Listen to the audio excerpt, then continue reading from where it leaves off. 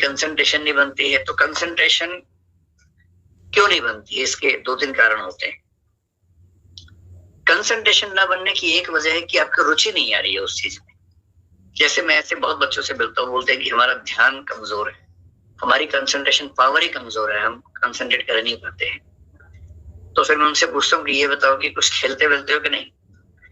तो सब खेलते हैं, क्रिकेट भी खेलते हैं, वीडियो गेम भी खेलते हैं।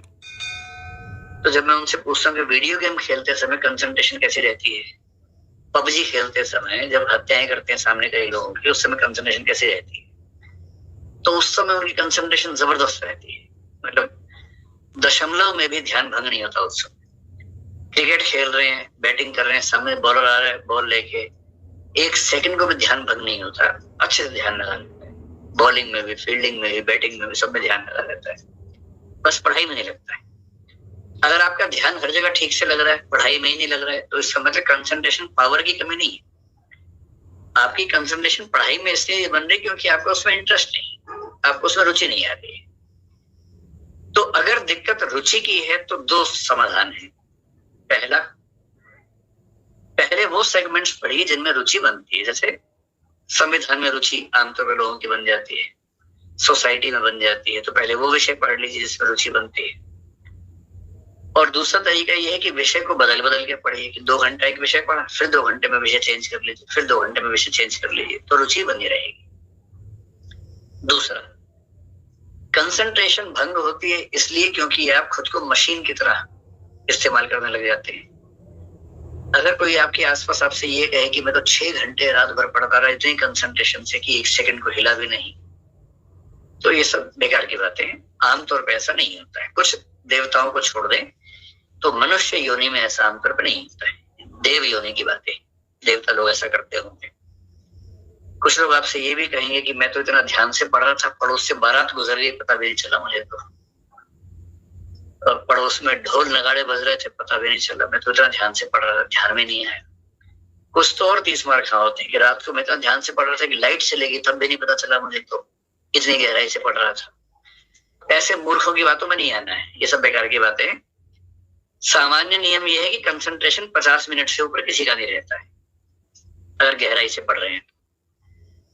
हर 50 मिनट, हर 55 मिनट, हर 1 घंटे के बाद ब्रेक जरूर लीजिए।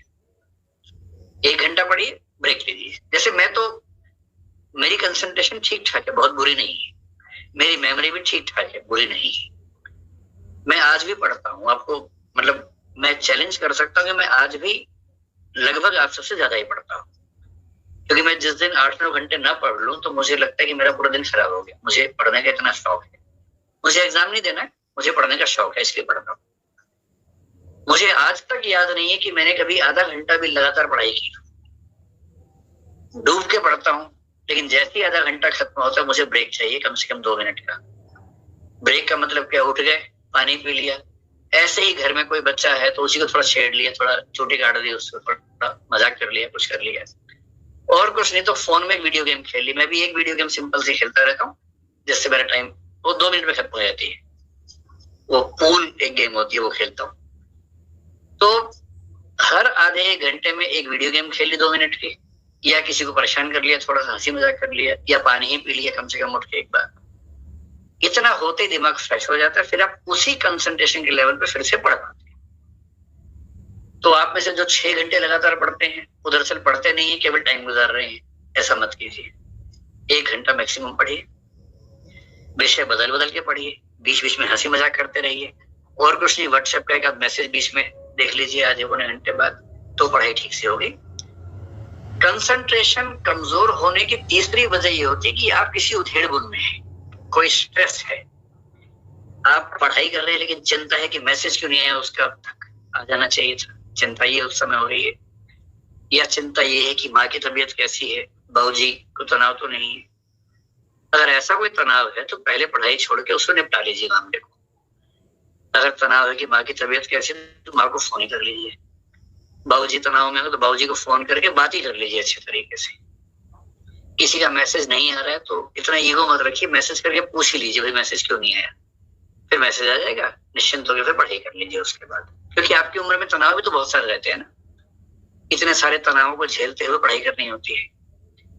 तो अगर कोई ऐसा डिस्ट्रैक्शन है किसी वजह से कि वो क्या सोच रहा होगा, वो क्या कर रही होगी, बाबूजी क्या कर रहे होंगे, तो पहले उसको निपटा लीजिए, फिर पढ़ने बैठिए।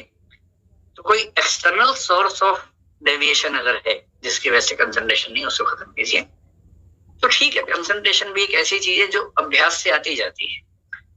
शुरू में कम होगा, धीरे धीरे बढ़ेगा, बढ़ते बढ़ते फिर एक लेवल ऐसा आता है जहां आपको कभी कभी सच में 1 घंटा 1.5 घंटा एहसास ही नहीं होगा कितना टाइम निकल गया।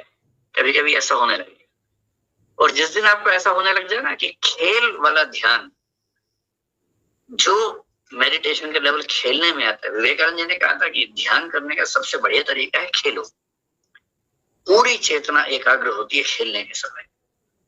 आप पाएंगे कि एक समय के बाद पढ़ने में भी लगभग उस लेवल का कंसंट्रेशन बनने लगेगा, लेकिन टाइम लगता है। थोड़ा अभ्यास कीजिए, मेहनत कीजिए, हो जाए।